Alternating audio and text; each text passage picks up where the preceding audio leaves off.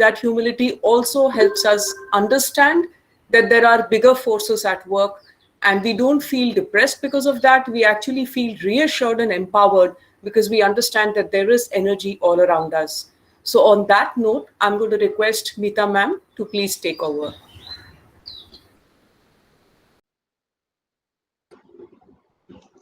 Thank you so much, Pia ma'am. And good morning, Sir Achari sir, principal, and all the students of Architect College. It's so glad to see everyone virtually, and hope that today we take a few learnings from all our seniors and implement in our day-to-day life. That is most important, that we implement and execute in our daily routine. Yeah. So the ultimate aim of yoga is Chitta Vritti Nirodh. That is controlling the modifications of mind. It's yoga says that what we eat has a huge influence not only on our body, on our physical, but also overall well-being on our emotions, on our thoughts, and on our spiritual growth. So this is very important that what we eat, we need to be in that awareness that how it is taking place in our body, how it is helping. Like a balanced diet. What is a balanced diet according to yoga? It develops the stamina of the body. It develops the stamina of the body, brings prana to the balance. It calms the mind and stabilizes the emotions. It stabilizes the emotions and controls your intellect. It is very important that all these things, if you have a healthy food and if you practice it daily, then I'm sure we are going to achieve this, all these things what I said. Food is an important ingredient of mind, very important ingredient. As the food, so the mind, and as the mind, so the man. So you can understand that food is also one of the most important ingredient to keep our mind balanced, stabilized, our emotions, and have a healthy intellect, spiritual growth. Yeah. So now we consume food mainly for the growth of our cells in the initial childhood period. But eventually, if you see in the later years, for our repair, it is for our repair, for our maintenance of our overall physical health. Just as like any vehicle requires good fuel to run it efficiently, so that you know the human, how the car needs a good fuel. So similarly, the human body also requires a good quality fuel to run efficiently. And so it is very important that human body is very essential how to give the daily fuel in a form of healthy food. Now adulterated or a poor quality of the food, it will always, what will happen, it will give you many kind of different diseases. As you see today's young age, we come to hear that cholesterol, BP problem, diabetes, all these issues, stress. Earlier times during our parent, we never used to hear at least till the age of 60. But now if you see the age rate, it has come up to 20, 25, below the school age also. So it's very important that how we need to regularize our lifestyle and how we need to follow our yogic diet. Very important. Yoga believes in balance, and so it does not believe in fasting or crash dieting or overeating. Nowadays I see many of them, like crash dieting, like they will keep long starving hours, or sometimes it is because of overeating. So yogic food is very important, that how we consume, how much we consume, everything, a lot of factors are depending on that. Now functioning of our food processor, that is our stomach, it depends on five things, that is quality of food, quantity of food, timings, attitude, and exercise. These all five things are very, very important. And that's why we now need to understand that first thing is quality of food. Now, yoga classifies our food according to its effect on our body and mind. So, that is by using this three gunas. I'm sure you all must have heard about three gunas, that is Sattvic guna, Rajasic guna, and Tamasic guna. Now, Sattvic food. What is Sattvic food? Anybody can tell me what is Sattvic food? Anybody is aware of it? Can you write down on the chat?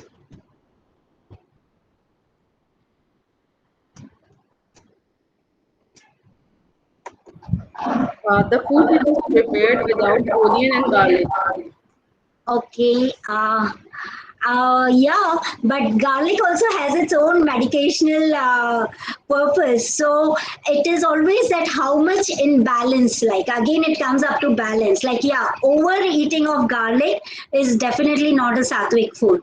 So I would again say that sattvic food is something which is a best quality food. Now, what is best quality? Which is high in prana, that is life. That is sattvic food. Now, sattvic food is right now, if we have seasonal fruits, seasonal vegetables, more of fibrous, like eat whole fruit rather than having juices, more of fibers you will get. You will have more of sprouts, like more of cow's milk and cow's ghee. That is easy for digestion. So these are some things which spices like more of jeera, hing, ajwain, all the spices are again sattvic. Like they can help you in the digestion. Unrefined sugar in the form of organic jaggery. So these are all kind of sattvic food which we can try using it in our day-to-day life. Drinking 8 cups of water daily, 8 glasses of water minimum. So these are the things which will give strength from within. It will help you to get strength from within. It will help you to keep you happy, balanced, and relaxed. So these all are the sattvic foods which are not very much overcooked or undercooked, and at the right temperature it has been, and you have it very fresh fur, like the way the as it is cooked you can have it right now, at least everyone at home, so you can make the best out of this, that when you cook your food, don't keep it for long hours and consume it immediately. So this is one thing about the sattvic food. Now about Rajasic food. Rajasic food is mainly more of fried food.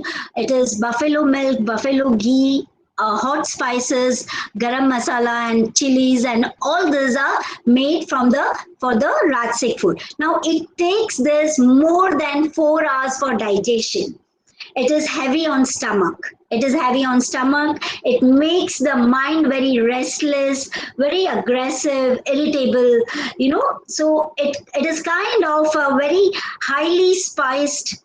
Garam masalas are used, and rich sauces and gravy, and so whenever we have a food at restaurant and we have a good amount of food, we always feel very lethargic. We always feel very heavy on our stomach. So eating in hurry is also again a Rajasic kind of guna.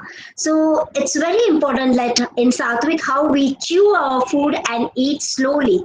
And eating in a hurry is also Rajasic food. So we need to understand that Rajasic is again not very good for our healthy system of our body. Tamasic food. Tamasic food is again good for nothing but only taste.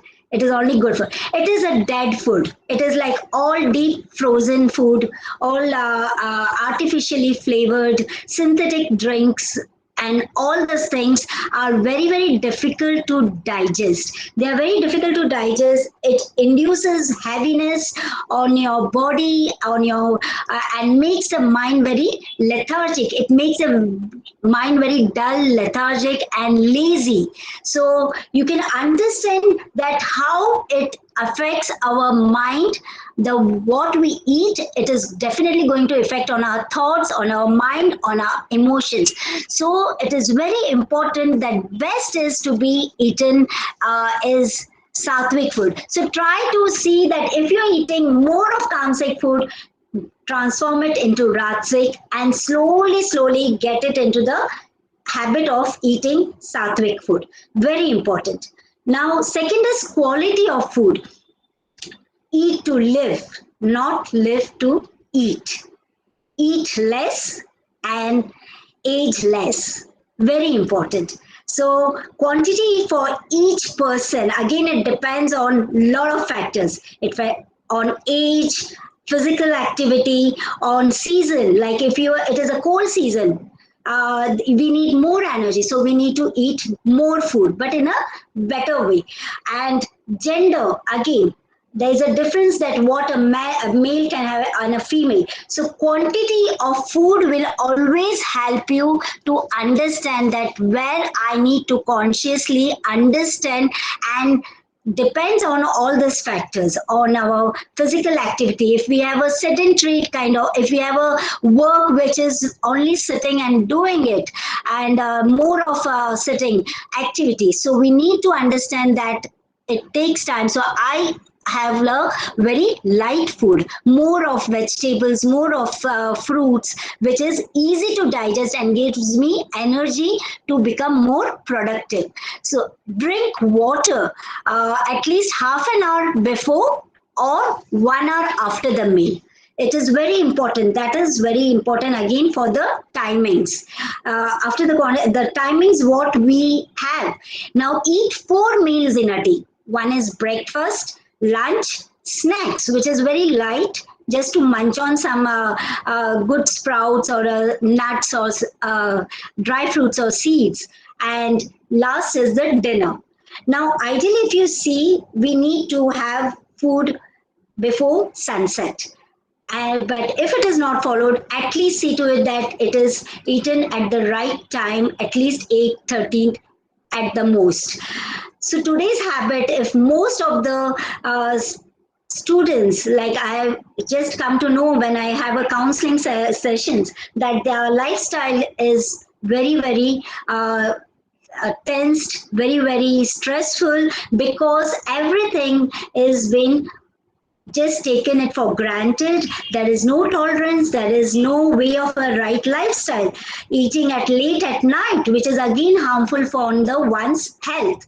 So we need to understand the timings, the quality of the food, the quantity of the food. The timing again is very important. As I said, please students follow that you have your dinner by 8:30, and even if you feel hungry, if you are awake for the longer time, see to it that you are having something very light kind of food, because today's I can understand that today's activity, we need to be awake, we need to complete our work, since we are not able to complete in daytime. But then see to it that you avoid the junk food, you avoid the chips and fried food and aerated drinks. You can have a limbu pani, which is made of organic jaggery and pepper and so. This is all that we need to develop a taste. It's just developing a taste, and believe me, once you'll start having, once you'll see the effect and how it is helping you in your day-to-day life, it will become a kind of habit in your life, and this habit will stay lifelong, and you will be thanking that, yeah, this is the best thing which is keeping me healthy. So very important, the timings, food intake should be ideally between sunrise and sunset. Do not skip breakfast. Very important. Do not skip breakfast. So these are the few things about the timings. Next is attitude.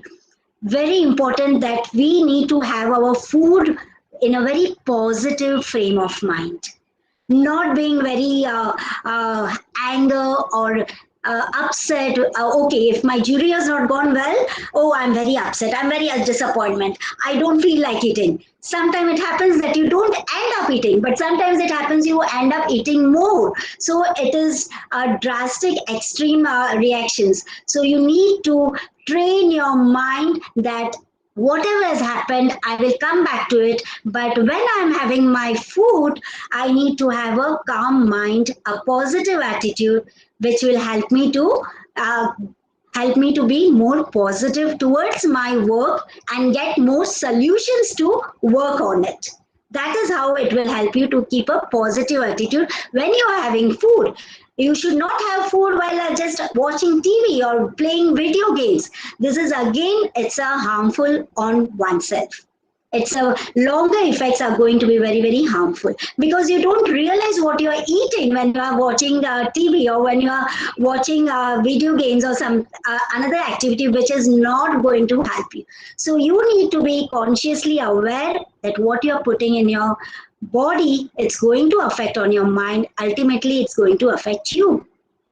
So these are, in last one thing I would say, a nice recipe of happiness: two hipped cups of patience, one heart full of love, one head full of understanding, and two handfuls of generosity. This combined together, mix all the ingredients: kindness, faith, laughter, and just spread it and see that how it helps you to uh, find the happiness, real happiness. So that is what is important today's life, that we need to be patient, we need to bring a heart full of love, we need to bring a head full of understanding when some challenging time comes. And this is how we can become more generous and graceful. Gratitude, these are the things, if we eat sattvic food, this is going to be a byproduct, it will show that in our behavior. And last is exercise, which my colleague Preeti ma'am will be taking it over about the yoga things. Thank you so much, students, for being a kind audience, and hope we will do our best in coming years. Thank you. Thank you so much, Meeta ma'am. And this was truly a wonderful reminder to many of us. For staff members, I think this was more of a reminder. For students, there would be a lot of new things that Meeta ma'am has shared, because she told us about the reasoning as to why we need to do what we need to do. So I would now request Preeti ma'am to please take over. Thank you so much, Pia ma'am. Am I audible? Can you hear me?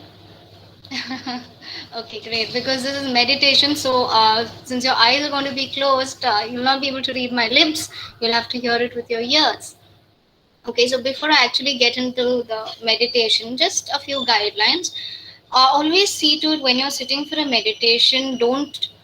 So, say for example, you've had a heated argument with somebody, or you're stressed out. Now, if you just sit and you think, okay, I'm going to meditate and I'm going to be very relaxed, it's not going to happen, because thoughts of what has happened previously are going to come through. Okay, so what I will suggest is sit and first focus on your breathing, which is what I'll be taking you through just for a couple of minutes.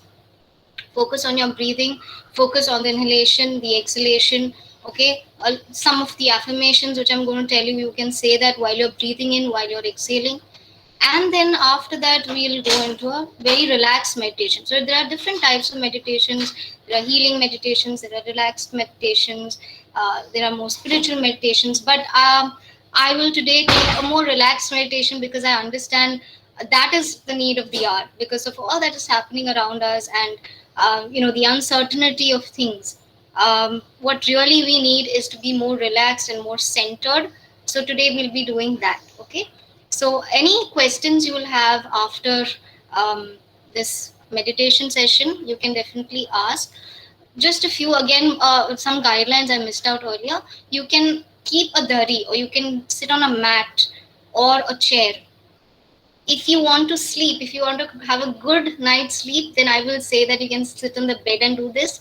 But otherwise, if you want to be a little more awake and a little more alert and feel the enjoyment of this meditation, try not to sit on the bed. But of course, not right now. I understand everybody is working as per their convenience. So let's get started without any delay. First of all, eyes closed. Those who have specs, I ask you to please kindly remove them, keep them on the side, keep them on a place where nobody can push them away. Okay, all right. And let's not get stressed about meditation. Meditation is not that difficult. So let's have a nice, pleasant expression on our faces. Okay, eyes closed for this, please. Don't worry, there's nobody looking at you. It's just me. And then just now focus on your breathing. Just bring your entire focus to your breath.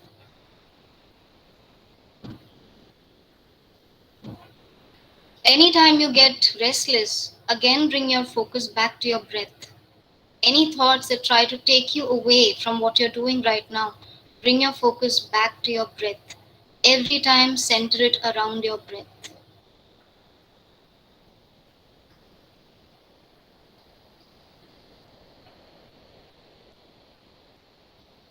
And now, with your entire focus on your breathing, sense how you're inhaling and sense how you're exhaling. No pressure, no tension around your shoulders, neck muscles, forehead. You can stretch your legs also and sit. And with every inhalation, feel that you're taking in a new life force energy. You're allowing yourself to be more calm, more centered. And with every exhalation, you release all your stress, your pain, your doubts, your fears, your anger. With every inhalation, you breathe in peace. With every exhalation, you release pain. With every inhalation, you take in faith, you breathe in faith. And with every exhalation, you release fear.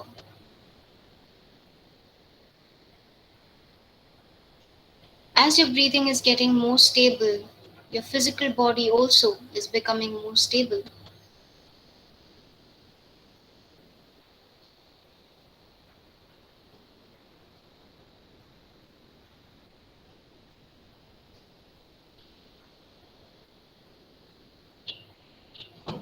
And as you're enjoying this feeling of being relaxed, you start feeling that you're in a place where the clouds have come around, they've all turned dark, and you know it's now slowly about to rain. And you choose to go out and feel this beautiful rain. The smell of the mud, slowly the droplets are falling. At first it's very soft, gentle on your skin. You find a place to just sit, and with your eyes closed, you feel the drops on your body. You take in the smell, the fragrance of the mud, the wet mud.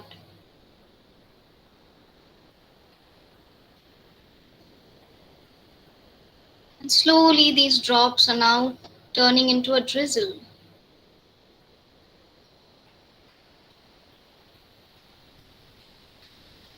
Slowly you feel the drizzle of the rain. And as this rain is coming down, you start feeling that this rain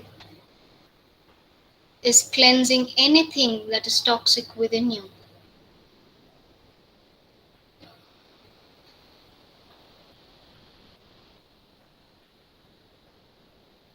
Take in the senses, hear the pitter patter,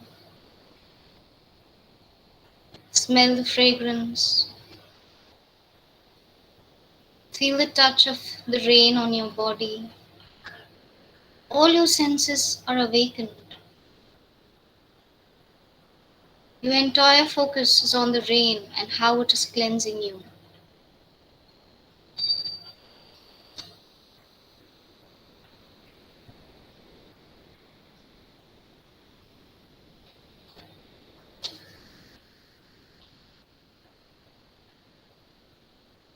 And as the raindrops are falling, you hear the music that this rain is making. There is a rhythm to it.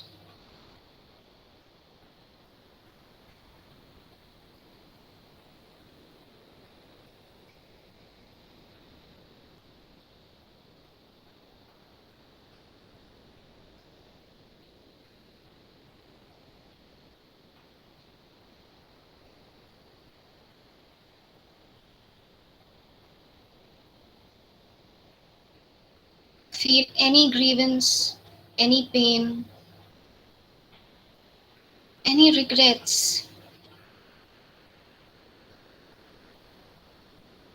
all of them being released and cleansed by this rain.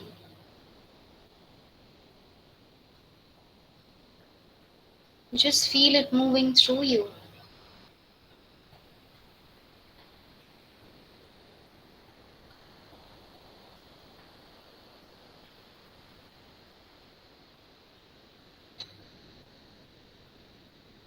Feel it's being washed away.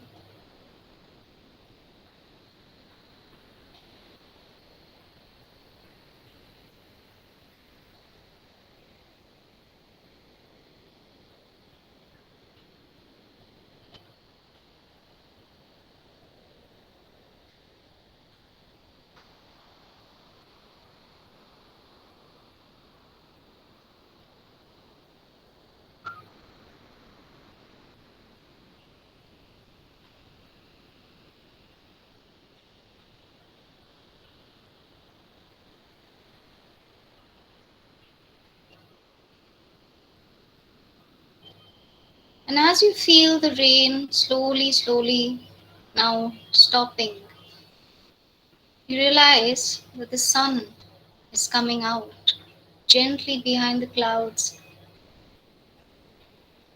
taking a sneak peek at you.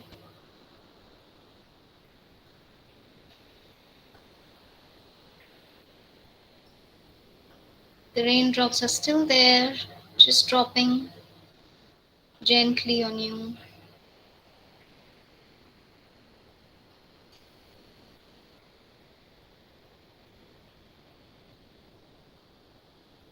And you realize there's a beautiful rainbow on the horizon.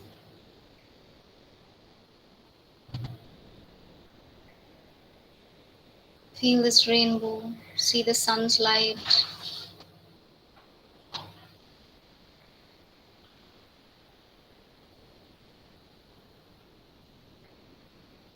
After being cleansed, you feel the energy of the sun and the light of the rainbow entering you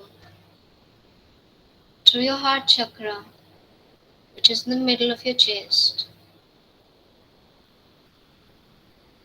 You absorb this light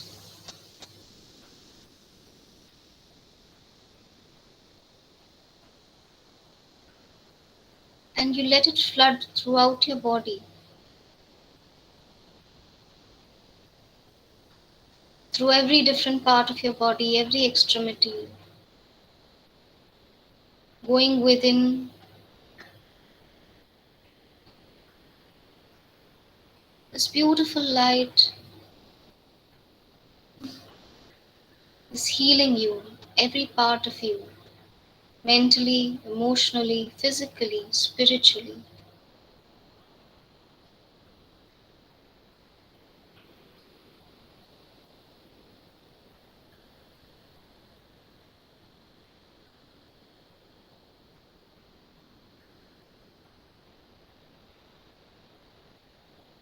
And now, as the light just moves through you, you realize that you are also showing the colors of rainbow. Just like the rainbow, you are multicolored, multifaceted, filled with divine light.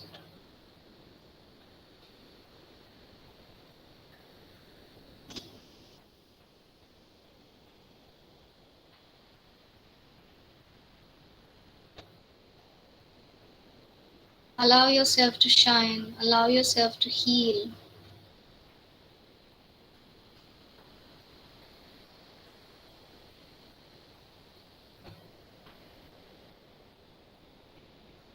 Slowly feel the sun's rays now forming a beautiful ball around you, a ball of energy.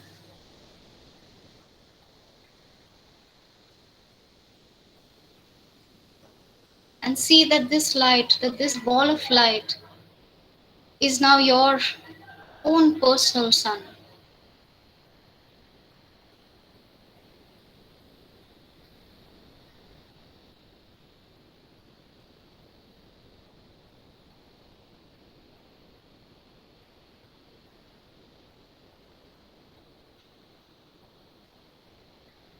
Anytime you need it, anytime you're stressed, you can create this ball of energy again.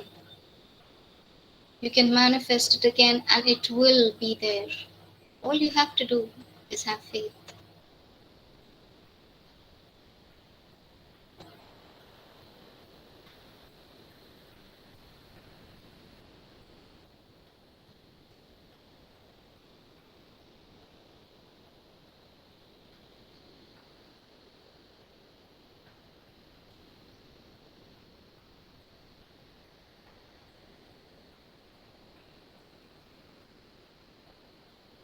Feel yourself filled with energy, filled with this light.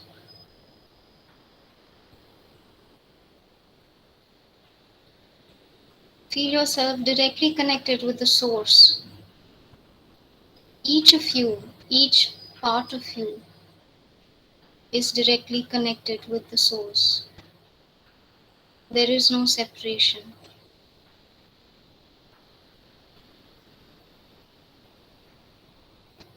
Allow yourself to feel that connection with the source, with the Almighty, with the Supreme.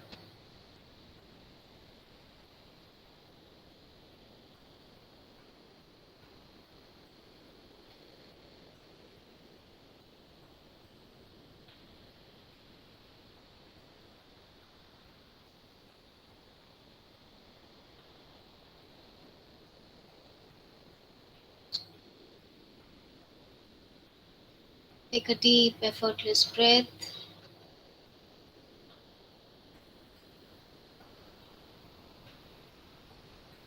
Feel calm and composed.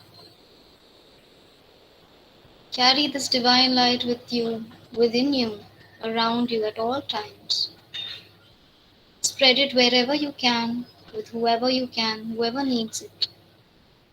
And remember to always keep some for yourself.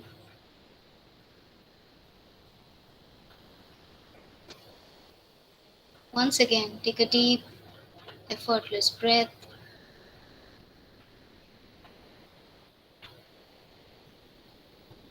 Move your toes and your fingers gently. And now, very slowly, open your eyes and come back. Slowly rub your palms. Keep them on your eyes. Move to the temples, the ears. Right hand in the front, left hand at the back.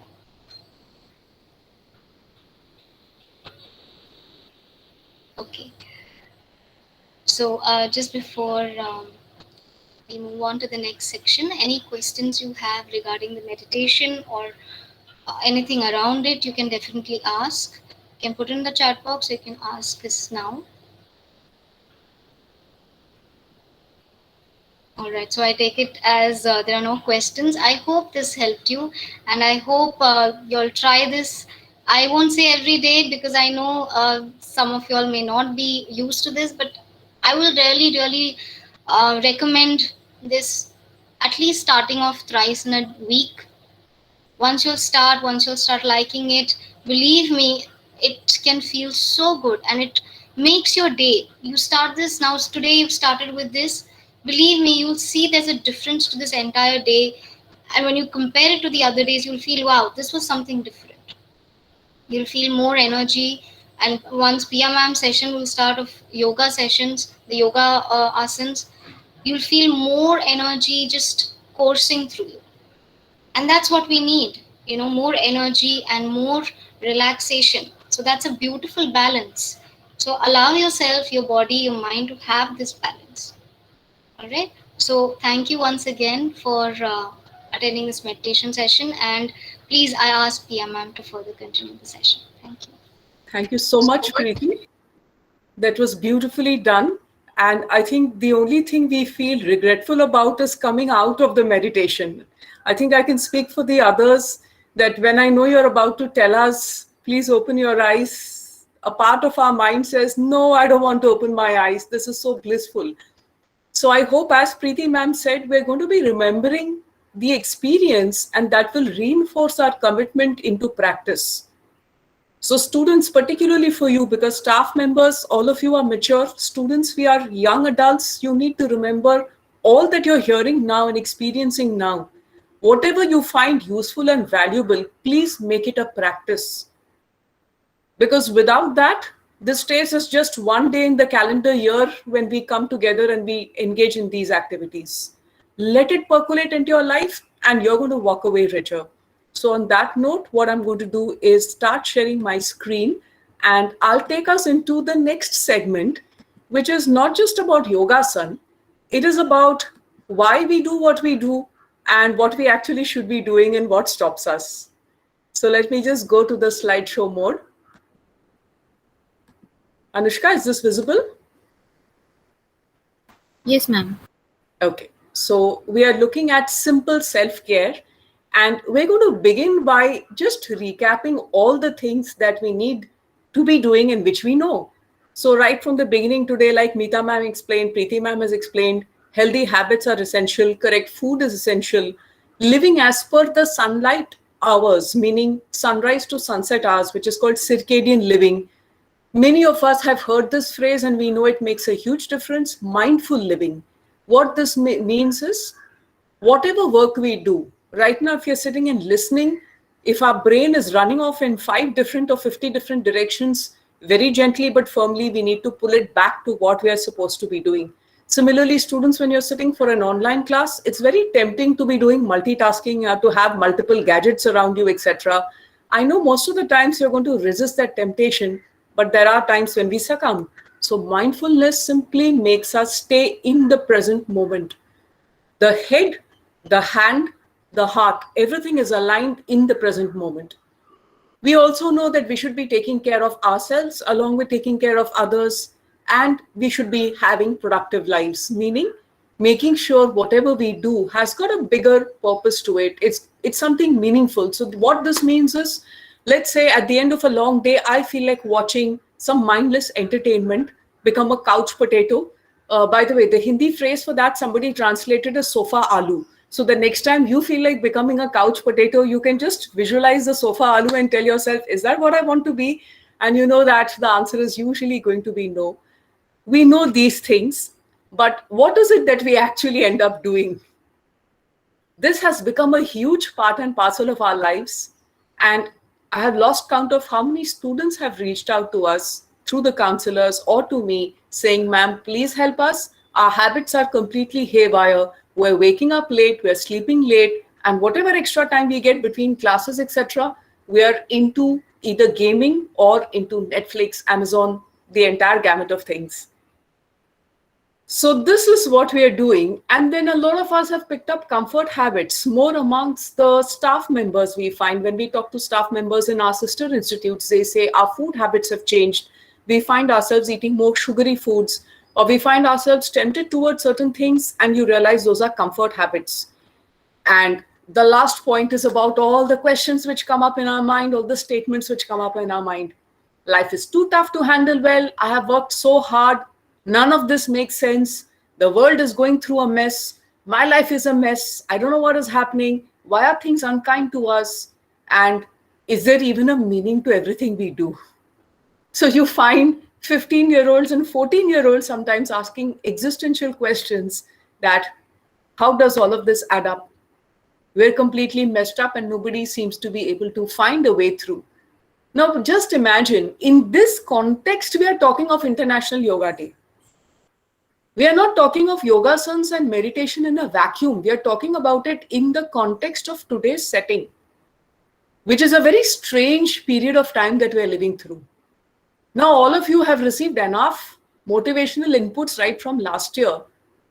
to know that yes, eventually all bad things also come to an end, just like good things come to an end. But then what are some of the things we can keep in mind to remind ourselves to just hang in there, stay a little strong, be loving towards oneself, but continue to be firm towards oneself. So how do we bridge the gap between knowing and doing? On this slide, we're just going to be showing all of us here a set of points to help us bridge that gap. First is, whenever you try to do course correction, your habits have gone haywire, or you want to bring in something new, start small. Again, whatever we are sharing here today, this has come to us from two sources. Let me share that also. One is cognitive neuroscience, which is the Western way of looking at the brain. The second is our Indian Vedantic scriptures, which specifically talk about how the mind behaves and what we can do to address whatever we need to address. So first, therefore, suggestion, this is especially for students, start small. Don't try to make massive changes overnight. Typically, we find we cannot sustain them and then we get demotivated. We end up wrongly believing that I am like this only. I can't do any better. This is my nature. I'm an angry person, or I'm a lazy person, or I tend to procrastinate things. We put those labels on ourselves. That is not required when you realize tiny incremental changes add up to a lot over the long run. The second related thing, therefore, is consistency. Whatever change we want to bring in, for example, let's say I want to start pranayam. Like Preeti ma'am said, for meditation, 3 times at least a week, if we begin by being a little consistent, having some sort of regularity, and we can decide what we want the benchmark to be. For some people, maybe a daily pranayam works well. For some people, 5 days a week will work well. Some others may say, let me start with 3 days a week. Anything lesser than that can't be called consistent. For such practices we're talking of, please keep that in mind. We're talking right now of yogasana, healthy dietary habits, healthy mental habits, meditation, all of that. So consistency is minimum 3 to 4 days a week. The next thing is, therefore, choose your priorities well. Each one of us knows what is in a master trigger habit for us, meaning one thing if you change, other things also change for the better. So one student that we were talking to recently spoke about a set of various issues, and only one suggestion that I made to him was try just waking up early, because I realized for him, if that thing he could tweak, the other things would automatically fall into place. And believe me, he has found a lot of peace of mind by making that one change, which was not easy to make, because waking up early is not easy for a lot of people, sometimes because of our biorhythms and sometimes because of sheer habit. But if you prioritize and decide what is that one thing, one goal, one change I want to do, it becomes easier, and that serves to reinforce your self-esteem, and you start understanding, yes, I can make changes. It doesn't feel like a burden, and you feel good about yourself, which then serves as fuel. We have already spoken of mindfulness, so the only thing that I'll ask you to remember is identify your triggers. What is it that causes us to lapse into unhealthy things? So with a best friend, she ends up eating a lot of junk food as comfort food, just to feel a little good about herself. Find out what's your trigger. For somebody, it's about anger. For someone, it is sadness. For someone, fear is a trigger. For someone, a certain situation in life could be a trigger. We're using the word trigger here in a slightly negative sense. Ask yourself, what is it that triggers you into lapsing away from good habits into not so good habits? The next thing, learn to use 1 minute mind hacks. What do we mean by that? For example, before starting the meditation, when Preeti ma'am made us first just breathe in a way which was effortless and deep, and we just relaxed our bodies, a simple 1 minute exercise of deep breathing can make the mind find an equilibrium at times when we are very stressed or upset or annoyed or afraid of something. Some negative emotion has come into our lives and we find ourselves battling against it. Use the breathing mind hack, because this is a bridge. Our breath is like a bridge between our body and our emotions, our mind and our body. So using the breath, you get yourself back to normal, the emotions of the mind as well as the stress of the body. Visualization. see yourself in a better situation, in a happy future. And this applies to all of us, whether you're a student who's got an academic deadline, whether you're a staff member who's got a deadline which is related to the work that you do. When you visualize yourself completing something happily, successfully, you know that you are actually tapping into a universal life force energy. In Sanskrit, we say, Ya drishti, sa srishti. The way we have a vision for, that is what we create. That is a srishti, that is the creation that we have. The third mind hack is something the Yoga Institute in Mumbai had told us about when I did a course a few decades back. That's when I learned about it. Any kind of meaningful work that involves hand-eye coordination, any kind of craft work, any kind of cooking work, any kind of gardening work, something that needs you to use your hands and eyes in a way which is intelligent and focused, but not too demanding, not too stressful. That works beautifully for changing the emotions in case they are negative and getting them to the positive side. Have objectivity towards a situation by asking, instead of me, if it is my best friend facing this issue, what should I say? If my best friend were to ask me, how do I wake up early or how do I integrate yogasana into my life, what advice would I give? At the same time, remember to keep your compassion towards yourself, because without this, sometimes we can end up being a little too harsh, too strict, and too judgmental. That is again counterproductive. And finally, before we move into a tiny yogasana suggestion statement, I would just remind us of, again, this fact that we are all in exceptional times. We are all living in exceptional times. Instead of resisting what is happening and spending even a little bit of our mental energy in asking, when is this all going to be over? When will my life go back to normal? When will everybody's lives go back to normal? If we can simply do KKH, we're going to be far happier.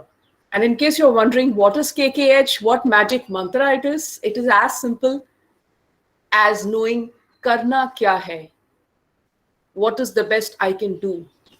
It's really as simple as that.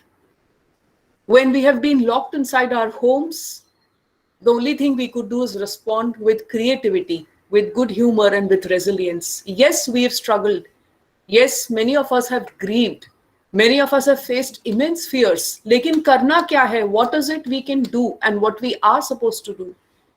Just asking ourselves that allows us to come out of things which don't help us and move towards those things which actually help us.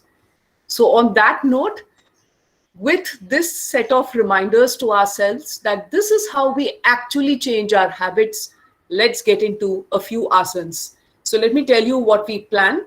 On this one slide, I'm going to be showing us a set and series of very simple asanas, which I would request the students and perhaps the staff members as well, if they can, to practice right now as I take you through it.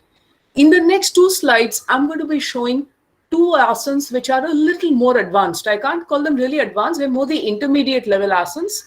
But let's start with this slide where we first see some very, very simple asanas. And I have chosen the asanas keeping in mind, again, our current situation where we are hunched in front of our machines, our laptops and mobile phones for a long time of the day.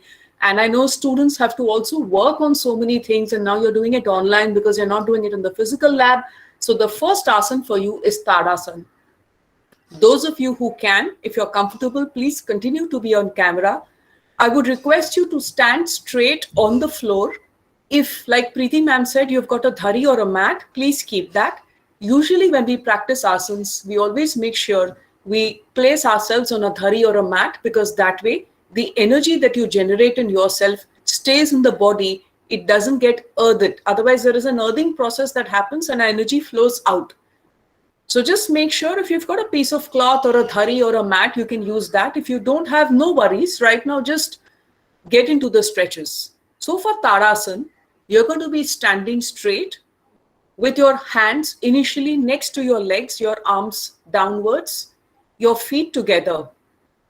Take a deep breath and start rising on your toes if you have balance and you're comfortable, and simultaneously raise your hands upwards to the sky. You can join the hands and interlock the fingers together if you feel you need to give yourself a deeper stretch. Slowly come down and exhale. Let's do it once more. Those of us who are able to practice, inhale, rise on your toes, go up, raise your arms, let them reach the top of your head. Interlace the fingers and use your fingers to pull your entire body and spine upwards, as if there is an invisible string pulling you up. And exhale and come down, arms down. So this Tadasana pose is one of the simplest 10-second things that we can do when we've been sitting hunched over our machines for a long time. The next asana that we go to is Bhujangasana, the cobra pose. Brilliant asana for students of architecture, especially because very often you're going to be hunched over things when you're drafting things. Today you may be using AutoCAD or various other softwares, but usually you know how demanding it is for your back and spine. So again, a 10-second or 15-second simple asana to be done. For this, you need to go on the floor and lie down with your face downwards on your belly. Let your arms be next to you. Let your palms be close to your shoulder. Using your palms to leverage yourself up, raise your upper body while inhaling and arch your neck and back upward and backward. Hold the position. Exhale, slowly come down. Catch your breath. In case you're not used to doing this asana, you may need to catch your breath for a couple of seconds. Let's do this again. Keep your two palms of the hand facing downward, next to your shoulder or a little below that. Press on your palms and make your upper body come up, arching back, inhaling. If you can, look at the ceiling. If you can't look at the ceiling, no problem, look forwards. Be comfortable. Give yourself a good stretch and hold it for a few seconds. Exhale, slowly come down. When you come down, some of you will find yourself sighing with relief. Poof, you're going to feel. Because if you're not used to it, it's initially something beautiful, but also very intense. As you get more and more into this asana, it becomes a very familiar friend to you. Personally, I love this asana. I think it can have a lot of benefits for the body. I'm not taking our time to tell you all the various benefits, but I must let you know, students and staff members, if the spine is taken care of, you're automatically taking care of most of the organs of the body. So both the first and the second asana that we chose was keeping in mind that a healthy back and a healthy spine are fundamental for good health.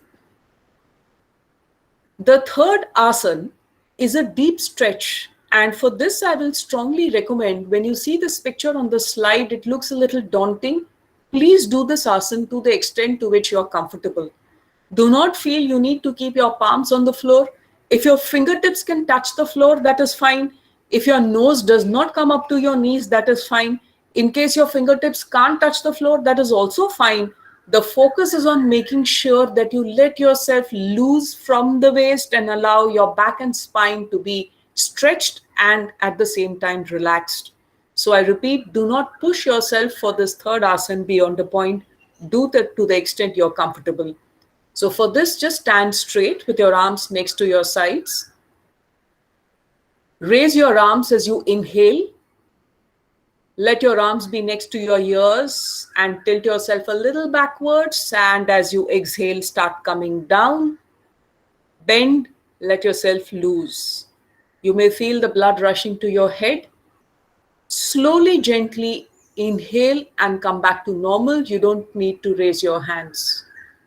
Just let yourself come back to normal. If you found this easy, let's do this once more. If you found this a little challenging, in case any staff member has got a blood pressure issue, be very careful whenever you do asanas that need the blood to rush to your head. You may find yourselves a little dizzy. Those who have low BP and high BP both need to take care. Let's do this once more. Those of us who are comfortable, stand straight. Inhale, raise your arms. Let your arms go to the side of your ears. and tilt a little bit at the back. Now exhaling, start bending forward, come down, down, down, down, down, bend from the waist. Let your body feel completely at ease and relaxed. And slowly rise up again, inhaling. Always remember, we inhale when we are expanding ourselves and we exhale when we contract. That's a general rule. Let's go to the next asana. So Makarasana, in fact, there are variations of Makarasana. The crocodile pose, this is again very helpful at the end of a long and tiring day. And again, those of us who have been hunched over machines, we need to make sure we do this. Very simple to do. Just lie flat on your belly on the ground. If you have a mat, continue to be on your mat. Fold your arms at the elbows, making a little support for yourself on which you can rest your chin. Inhaling, just raise yourself a little above the ground so that your chin, your neck, and the upper torso is slightly elevated.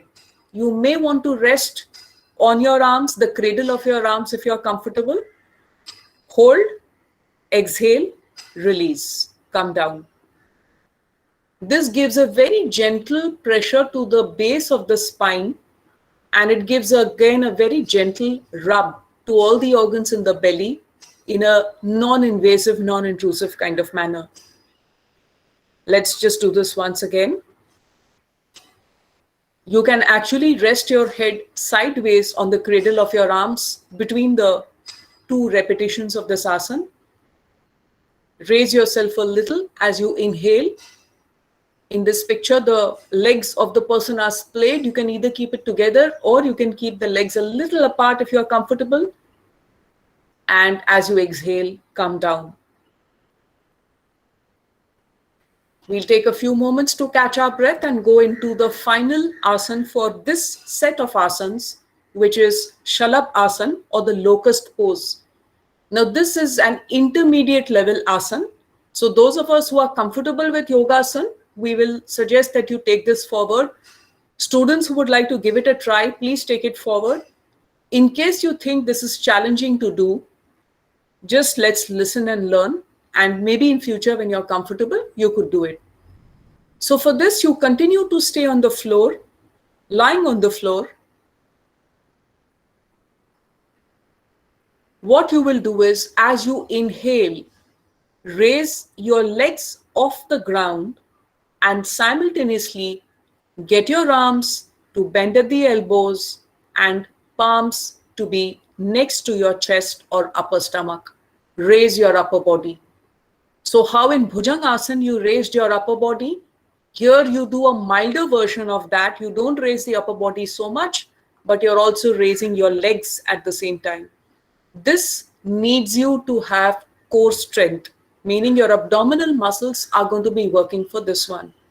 So let's try this once. We'll do this only once. As you inhale, raise your legs off the ground, get your arms to come at the back and palms to be next to your upper stomach region, next to the body. Raise your upper body. Hold. Hold for a count of 3 seconds. Slowly lower your legs. Come down. Shalabh has got again tremendous amount of benefits for all the core organs in the body. So your liver, your pancreas, your stomach, the intestines. Nowadays we talk about good gut bacteria. We need to know that practicing yogasana can actually help us when it comes to cultivating good bacteria, simply because it improves our peristalsis. It improves the speed with which we digest. Therefore, bad bacteria stays lesser for a lesser duration in the body. And there is a chance for the good bacteria, therefore, to have their presence felt. 2 asanas which we go into, which are slightly intermediate level. Again, this is done keeping the COA students in mind. This one is called Paschimottanasana, for which I'll first explain to you what you need to do and then we'll do it once. You'll be sitting on the ground with your legs out in front of you and sitting straight. And you're going to be slowly then bending forward. Try and touch your toes. If you can hold your feet, that's great. Let your upper body lean downwards as much as you can. If you can get your nose to come close to your knees, that's wonderful. If you can't, don't worry. The main thing is in this asana, your spine gets a lot of flexibility and you're actually decompressing the spine, which gets rigid and compressed since we're sitting for long hours on a continuous basis. Again, this asana should be only done to the extent to which we are comfortable. If you can't touch your toes, no problem. If the nose doesn't come to the knees, again, no problem at all. Just do it to the extent the stretch feels good. At the end of every yogasana, your body should say, wow. It shouldn't say, oh my God, what was that? So keeping that in mind, sit on the ground comfortably with your legs, both your legs elongated in front of you, raised, sorry, not elongated, taken out in front of you. As you bend forward, you'll be exhaling. Remember, since we are contracting the body, you're exhaling, going down. You're touching your toes with your hands. And see if you can touch your nose and bring it close to your knees. Hold that for a few seconds. And come up as you inhale. If you enjoyed this particular asana, those of us who've been able to do this, please do this gradually and increase. You'll find your stretches are increasing a lot. You're going to realize that your lower back flexibility improves. And you may ask, so what? Well, if that happens, you will find again all the organs within our core, they become healthier, which means you're impacting yourself for the better in many, many ways. So the last asana that we're doing, this is one of what I call my lockdown asanas. I'm sharing it because I found it fun. This is for those of us who are familiar with planks. This is not the usual tabletop plank. This is known as the Chatur Svanasana, and the Westerners call it the dolphin pose. So I'm just going to show you a picture. You can take a look at it. These are two variations of the dolphin pose. We'll first explain what this is, and we're going to do it just once. What we need to do, those of you who are familiar with the downward dog, this looks very much like the downward dog, which is known as Adho Mukho Svanasana. But here, it is a slightly different stretch. The top of the head, the crown of the head is touching the floor, and the forearms from the elbows are also there to give support to the body. In the first picture, you can see the feet are flat on the ground. This is for those of us who have good flexibility. For those of us who may be doing for the first time, we may find that our feet are away from the ground. We are on our toes, which is fine. In this picture, there is being a prop used. We don't need to use the props. In future, if you want, you can keep a cushion or some such prop with you. Some people use bricks. The choice is ours. I personally don't like to use props. I just like to make sure the angle of the body gets comfortable with time and practice. So now we will just go through one round of this particular asana. For this, we are going to start by getting into our fours, meaning the way a dog or a cat is on all fours, we will get into all fours. And then slowly lower your head towards the ground while elevating your waist up towards the sky so that your body becomes an inverted triangle. Let your forearms be next to you. Don't worry about the breathing in this one. Here you will be continuing to do inhale, exhale gradually. Get comfortable with your head in a downward position. If you find there is a rush of blood, you're not comfortable, please get onto your knees and come out of the posture gradually. If you're comfortable, now tighten your core, tighten your abdominal muscles, and try and see if your legs can be flat on the ground. Stay in this asana for a few moments. Keep your abdominals tight, your core engaged. And now slowly bend at the knees and come into the Vajrasan posture, the sitting posture, and come out of this asana.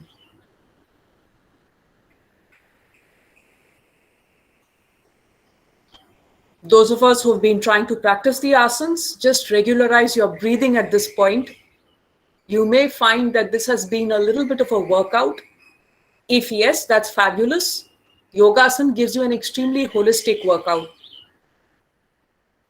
So we are just going to be concluding at this point by reminding ourselves of a very important truth.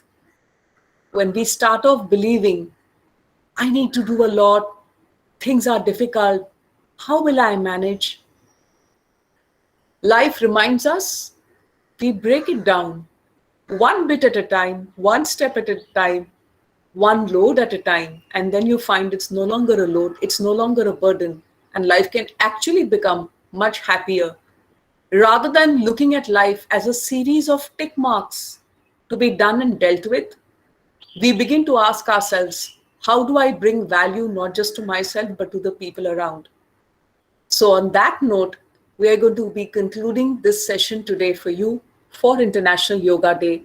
Let me just stop the screen share and come out of the screen share mode. I'd like to thank everybody for their patience and open up the floor for a few quick questions if there are any questions. Any questions? You could use the chat box or you could unmute and speak. Okay, so there is a question, what is the best time to practice the asanas? I'll give you the answer from two perspectives. One is the Vedantic perspective, the other is the 21st century thinking. So as per Vedantic perspective, the Brahma Muhurtam is the best time, which is 4 o'clock to 6 o'clock in the morning, because that is the time when our energies as individuals is best aligned with that of universal energy. Now, for most of us, that is challenging. I can see people smiling in their cameras. I know that is difficult. Believe me, I'm also not a natural early riser. I've had to work for it every inch of the way, but it makes a difference. Now, let's say for whatever reason, you can't do it. It's just not possible. And even thinking about asanas that early makes you think, oh my God, I don't want to do. Then what should we do? So the next best thing is to ask in the morning, what is the first time slot that I can get for maybe just 10 minutes of asanas? Believe me, even 10 minutes makes a difference. So what you could do is on some days you do your pranayama and yogasana, some days you do pranayama and meditation. You can make your own combinations, invest 10 minutes time. Every day has got 1,440 minutes, 1440. That's a lot. If you say that I don't have even 10 minutes of time for yogasana, then that is going to sound a little incredible because we are not running countries at the end of the day. And the thing is, even those who run the countries, including our very respected Prime Minister, make time for yogasana because this is an investment of time. So the second best slot is anytime in the morning on an empty stomach. Do it before you have your tea or coffee, because otherwise you're going to find yourself burping. As you do the asanas, you will find that your body is also churning whatever you have eaten. So that's the reason why we always say empty stomach. Now, suppose you can't do without your morning tea and coffee, then let there be a 45-minute to 1 hour gap, which is going to mess with your morning timetable, I can assure you, because I've been through that process myself. So therefore, morning is best. Now, suppose you say, no, ma'am, we just can't do in the morning. The next best slot is evening, twilight time. That's a time before your dinner. It's been many hours since your lunch. You haven't eaten, let's say, anything in between. You have kind of done for the day. Your mind is relaxed. You're not worried about after this, I need to finish this or complete that. That is the third best time and only time. In the night, asanas are not recommended. Please note, unlike those who follow the Western model where you say you can go at any time of night to the gym, etc. No, a definitive no. Here, we are going to be very emphatic. 4 years back, the Nobel Prize of Medicine was won by 3 doctors in USA who said the same thing which is said in our Charak Samhita 3000 years ago, that every cell in our body follows the sun. That is meant by circadian rhythm. So somebody who goes to the gym, you hear of movie stars hitting the gym at 1 o'clock in the night, 2 o'clock in the night, etc. And you think, wow, what dedication. Next time you should think, wow, what foolishness. I wish they get a good coach to tell them what is the right thing to do. Don't get blindly swayed by current media. very often it becomes delusional and you end up harming yourself. You're better off not doing the asanas. You may ask, why, ma'am? Is it just because our ancient scriptures tell us? No, there is a logic. From 10 o'clock in the night, every hour, a certain organ is cleansing itself. You will find asthma attacks. If you ever have an elder or some family member with asthma related issues, it will happen in the night more than during the day, because that's a time the lungs are trying to throw off the excess phlegm or mucus of the body. Heart attacks, very often they happen in the night, because that's a time when the cortisol peaks and troughs are happening. Every hour after 10 p.m., our body is doing rejuvenation for itself. Therefore, the night time is not the time to be doing asanas. Now, you may think, ma'am said 10 o'clock. What about before 10? No, that's a time when we should be winding down, because melatonin hormone gets released. So please understand, whatever we are sharing is completely on the basis of science. Unfortunately, we don't always know that. So therefore, to come back to the very relevant question that was asked, morning time is the time to be practicing the asanas. A very poor substitute is evening time. So what I would recommend is, I'll share with you my own example. Asanas has to always do in the morning, but walks very often, years back, maybe I'm talking of 15 years back, I used to do them more in the evening, because that is what my timetable was. You start it off. When you're starting a new activity, put it into the day in the evening if required, but then bring it to the morning. Once you start seeing the benefit, you yourself will know, I'll get much better returns if I do it in the morning. So this would be my answer. And thank you for raising the question. That was a very good question. And I hope, Nisha, I've been able to answer your question. I don't know if you like my answer, but we need to do justice to the scientific reality of our health. Okay. Is there any other question that you would like to ask? Please feel free to either use a chat box or you could unmute and ask.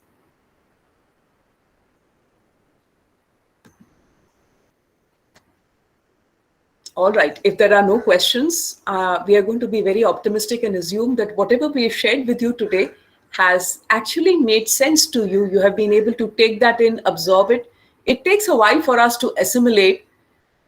We today customized our inputs for our CUA family members. The next time, whenever we meet, the divine willing, please know that we will be taking things forward from here. In the sense, whatever you put into practice now becomes the feedback for us for our future interactions. So on that note, we're going to be thanking all of you for your patience, your cooperation, and I would say your willing enthusiasm for today's session. And thank you, Acharya sir, for having us for today's session. Thank you so much. On behalf of the entire VESLARC team, our thanks to VES College of Architecture. On behalf of the VESCO, on behalf of every faculty, student and staff, I'm really grateful that Priya Mukherjee Madam has agreed to take this session for us in the start of the day and also accommodate.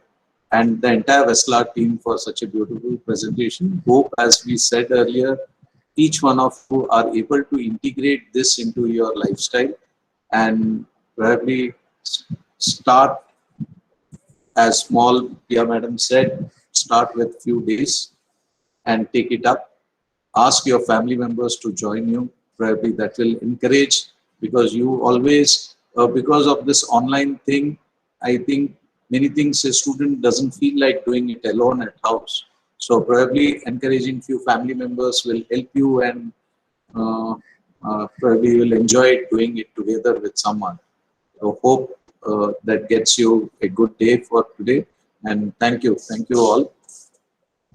Thanks to all students for joining. Thanks to all faculty and staff members for joining this event.